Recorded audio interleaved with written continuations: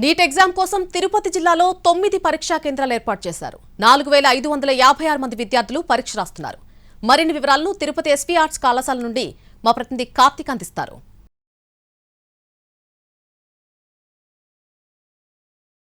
Neat re exam కు సంబంధించి తిరుపతి జిల్లా వ్యాప్తంగా కూడా అత్యంత పకడ్బందీగా ఏర్పాట్లు అనేది కూడా అధికారులు పూర్తి చేయడం కూడా జరిగింది. మరి కాసేపట్లోనే విద్యార్థులందరినీ కూడా పరీక్ష రాయడానికి కూడా లోపలికి అనుమతించబోతున్నారు. మొత్తం జిల్లా వ్యాప్తంగా కూడా 9 కేంద్రాల్లో 4555 మందికి పైగా కూడా విద్యార్థులు ఈసారి నీట్ కు సంబంధించినటువంటి రీ ఎగ్జామ్ ను కూడా రాయబోతున్నటువంటి పరిస్థితి. మొత్తం కూడా ఇక్కడ చూస్తే ఇక్కడ ఎస్వీ ఆర్ట్స్ కళాశాలలో ఉన్నాం. ఇక్కడ మొత్తం కూడా సిబ్బంది అంతా కూడా ఉన్నారు. పూర్తి స్థాయిలో తనిఖీలు చేసిన తర్వాతే లోపలికి అనుమతించబోతున్నారు.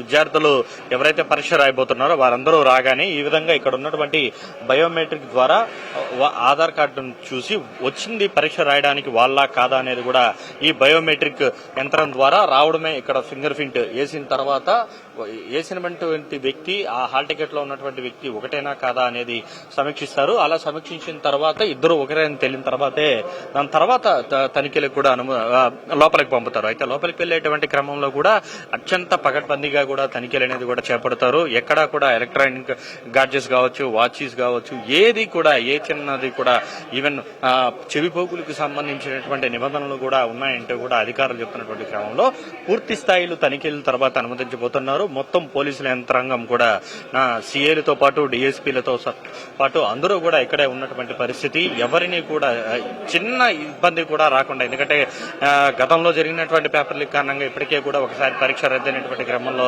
దేశవ్యాప్తంగా పెద్ద దుమారాన్ని రేపినటువంటి నేపథ్యంలో ఈసారి నీట్ రీ ఎగ్జామ్ కు మాత్రం అత్యంత పకడ్బందీగా నిర్వహించడానికి కూడా సిద్ధమవుతున్నారు. ఇటు జిల్లా అధికారుల పాటు యంత్రాంగం కావచ్చు అందరూ కూడా పూర్తిగా అందుకు సన్నిద్ధమయ్యారు. మొత్తం ఇవన్నీ కఠినమైనటువంటి నిబంధనలు ఉన్నటువంటి నేపథ్యంలోనే విద్యార్థులందరూ కూడా ఆ దిశగానే ప్రిపేర్ అవ్వడం కూడా జరిగింది. ఇప్పటికే ఒకసారి ఎగ్జామ్ అనేది మిస్ చేసుకుని రాసి మంచి మార్కులు వచ్చాయి అని అనుకున్నటువంటి క్రమంలో పరీక్ష అనేది కూడా పూర్తి స్థాయిలో రద్దయినటువంటి నేపథ్యంలో ఇప్పటికే ఆందోళనలో ఉన్నటువంటి విద్యార్థులందరికీ కూడా ఈ రీ ఎగ్జామ్ మాత్రం మరొక పెద్ద పరీక్షగానే మారిందని చెప్పాలి. విద్యార్థులందరూ కూడా ఉన్నారు. ఆయా ఆధార్ కార్డులు కావచ్చు, హాల్ టికెట్లు అన్ని కూడా తీసుకుని ఇచ్చినటువంటి పరిస్థితి. ఇప్పటికే చాలా మంది విద్యార్థులు ఆయా సెంటర్లకు కూడా చేరుకోవడం కూడా జరిగింది. మధ్యాహ్నం 2 నుంచి సాయంత్రం వరకు కూడా ఈ పరీక్ష అనేది కొనసాగుతున్నటువంటి క్రమంలో ఎక్కడా కూడా ఎలాంటి ఇబ్బందులు రాకుండా అయితే ఇటు జిల్లా పోలీస్ యంత్రాంగం, ఇటు జిల్లా అధికారులు కావచ్చు అందరూ కూడా అన్ని ఏర్పాట్లను కూడా చేసినటువంటి పరిస్థితి. కెమెరా పర్సన్ మనీతో కార్తిక్ ఎన్టీవీ, తిరుపతి నుండి.